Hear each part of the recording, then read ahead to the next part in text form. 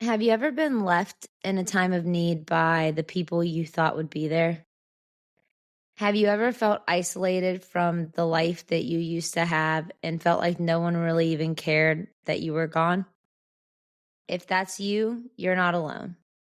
We don't often talk about this kind of loss, but today we are. Hey everyone, welcome back to Chasing Stability, where we're all just trying to figure it out. I'm Mackenzie, and today I'm going to get into the emotional depth that comes with losing your health and how with that comes losing your people too. I truly believed that when I was sick, the health issues themselves were going to be the hardest part, but they were not.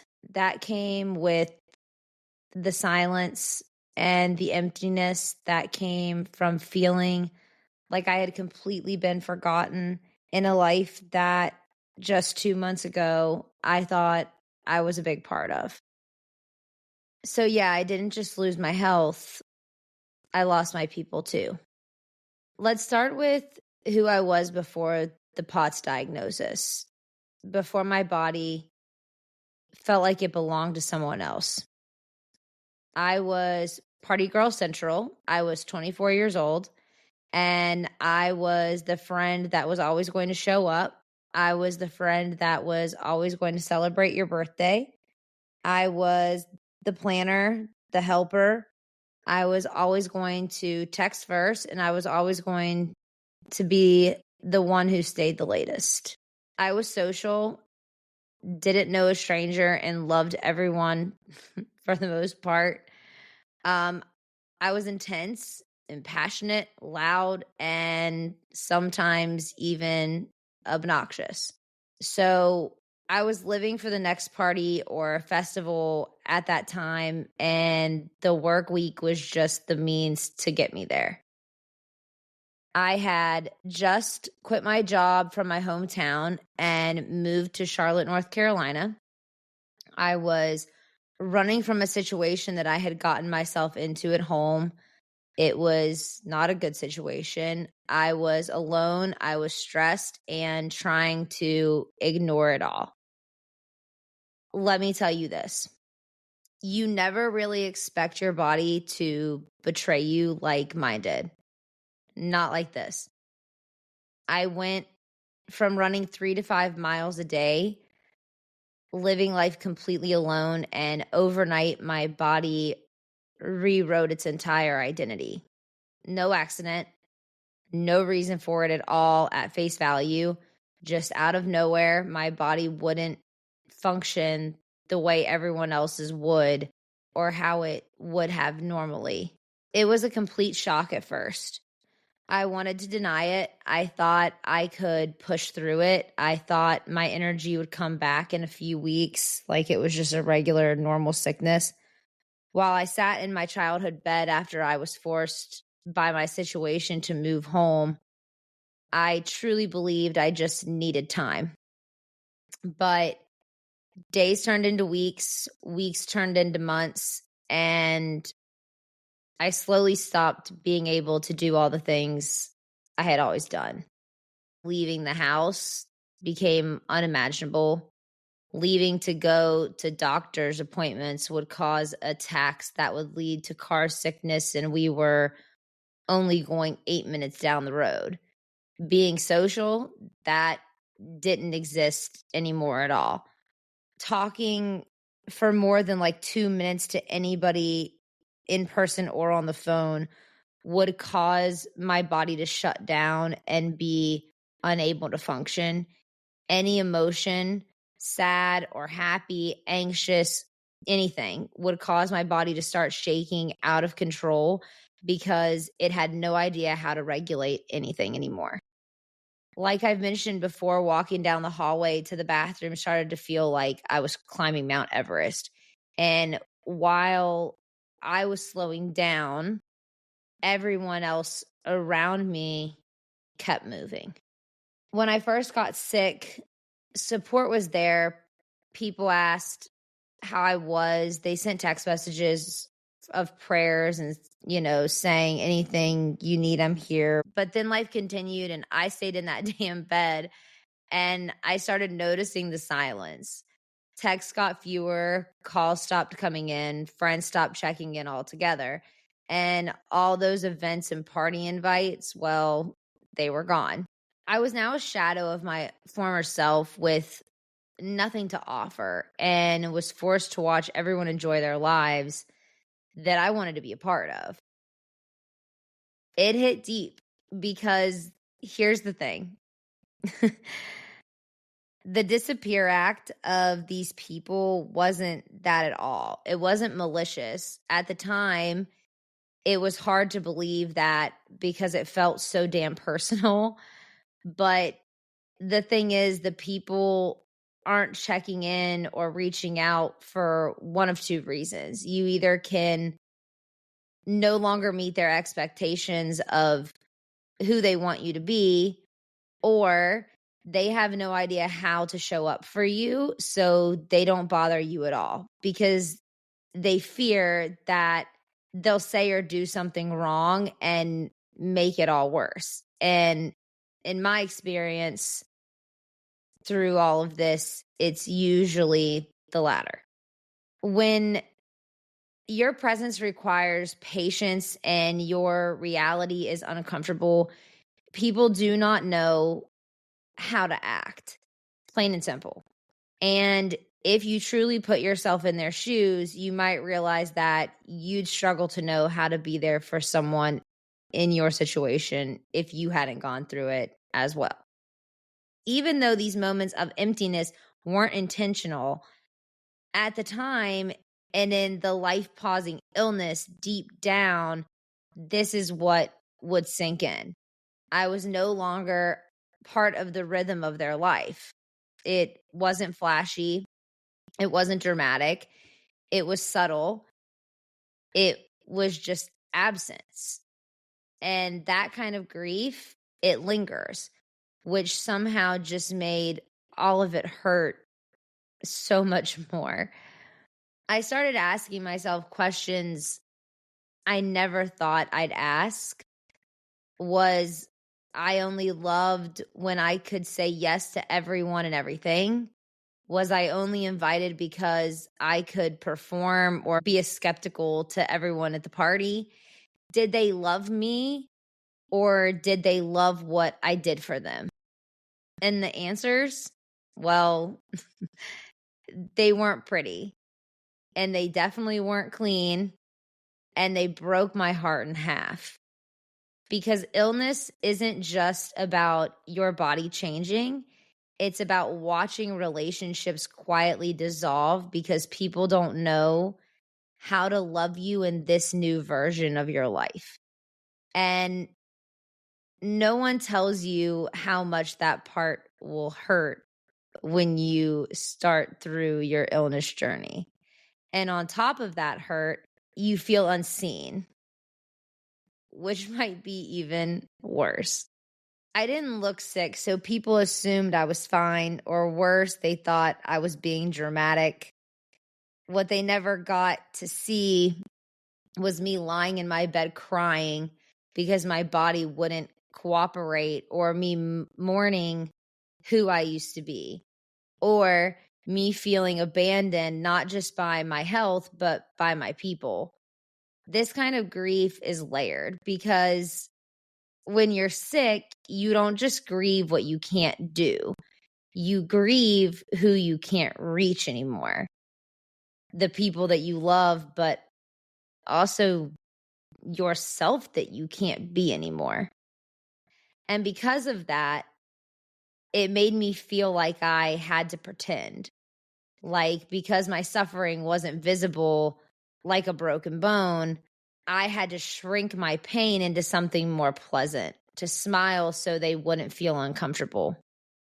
But inside, I was screaming, not just from the symptoms, but from the isolation, from the aching need to be met where I was, to be accepted in this form without being rushed to feel better and be who I used to be. And then came the guilt. I started feeling like a burden, like I needed to apologize for being this version of myself, the one who had nothing to give, no updates, no funny stories, hell, no energy to give. So then came my turn to stop reaching out because let's be real. What was I supposed to say? Hey, still sick, still super sad, still lying in the same bed, still crying. I didn't want their pity, you know? I just wanted presence, but I wanted it without having to ask for it. Nor did I really know how to ask for it because I had always been so do it yourself. If they come, great. So I said nothing. And slowly over time, I convinced myself that I was the problem. But not everyone left. And some people definitely surprised me. The ones who didn't run, the ones who didn't need you to be strong or on or presentable, they didn't need me to be better to show up. They didn't need updates. They didn't need explanations. They didn't ask what I needed. They just did it. They'd bring thinking of you gifts or send just thinking of you texts and cards. A lot of my friends didn't live close at the time, and I know it hurt them just as much as it hurt me that they couldn't be there like they wanted to be. But every little thing anyone did made me fight a little harder to want to believe everything was going to be okay and work out. For the first 6 months, only one person other than my family came and actually sat with me in those hardest times of my life. And I think it's important to mention that he wasn't in the easiest part of his life either, but he was still the only person that showed up and sat with me in the darkness while we watched movies, one after another. No words filling the silence. No show was expected from me. No advice was given. No silver linings were talked about or shoved down my throat. I was just allowed to be in that time and allowed to feel the sadness while he also sat in it with me.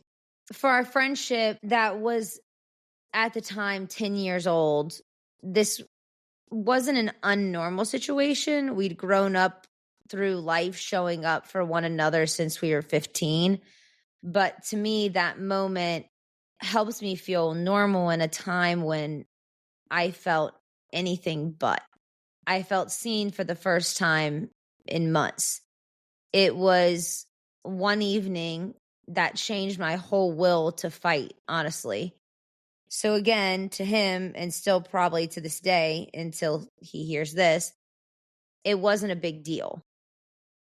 It was just what was expected.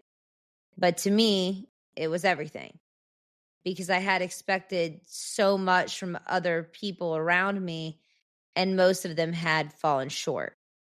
But either way, this night reminded me that I wasn't invisible, that I wasn't too much, that even when I had nothing to offer, I was still worth being friends with. He enforced that idea that we all want to believe, that real friendship doesn't flinch at your brokenness. It leans in, it sees you, and they just hold space with you while you grieve and while you rebuild and while you figure it out. Once I got diagnosed and I actually addressed social media about everything I had been going through, even more people showed up, especially people that I hadn't been friends with for a while. And I just want to take a moment to clarify that I'm grateful for every single person that showed up at any capacity while I was silently breaking. I know now how hard it is to show up for someone, especially at that age, in any situation where you have no idea what they're actually going through. So again, thank you to all of you who did anything that helped me just make it to the next hour, let alone the next day. Getting sick took so much from me, my energy, my independence, just my overall normal. But it also revealed the truth about some realities that I'd like to share. It taught me that I can't chase people that don't want to stay. It taught me that love isn't just who stays during the highlight reel. It's who stays in the quiet, in the mess, in the healing that is not linear or inspiring. And maybe the people who left weren't bad. They just didn't have the capacity to handle that type of hard. And that's okay for them and for you. Either way, let them go. But the ones who stayed, the ones who came later in the time when you were pulling it back together, they're the ones you want to lean into. Because what you gain in peace and clarity is so much more powerful than what you lose in that lack of with the other friendships that left.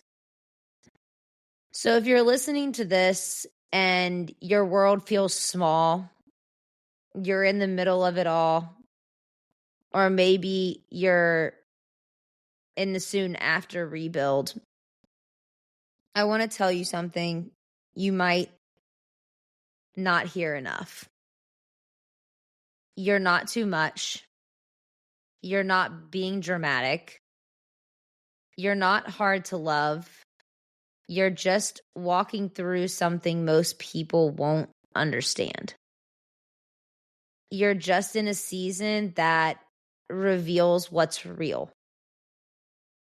And that doesn't make you broken. It makes you brave. And I know it hurts. You didn't just lose your health. You lost what couldn't love you in your weakness. And as painful as that is, maybe it's also sacred. Because now you get to rebuild with truth. And don't be so quick to judge the people that weren't able to be there in the thick of it, but show up again and want to be there when you're rebuilding. Give grace to those who want to step back in if it feels real. Because sometimes those people are the ones that are meant to be a part of the rebuild season, even though they weren't a part of the breakdown season. And that's okay too. But I promise you, the people who are meant for the most healed version of you, they'll be okay with the healing version of you too. Even if it's quiet. Even if it's slow. And even if you're still finding your way back. You're not alone in this. Not anymore. So if you're rebuilding your life from a place you never planned, there is still beauty here. Even in the breaking. Even in the letting go. Just try to remember that. Thank you so much for tuning in today. It means more than you could ever know. If you liked this video or you know somebody who needs to hear it even more than you, please share it and let them know so they don't feel so alone. Make sure to check back in Tuesday for the new episode that drops. Until then, here's to chasing healing. Here's to chasing peace. Here's to chasing stability even when the world feels like it's spinning out. I'm proud of you. Be proud of yourself. We're all just doing the very best we can.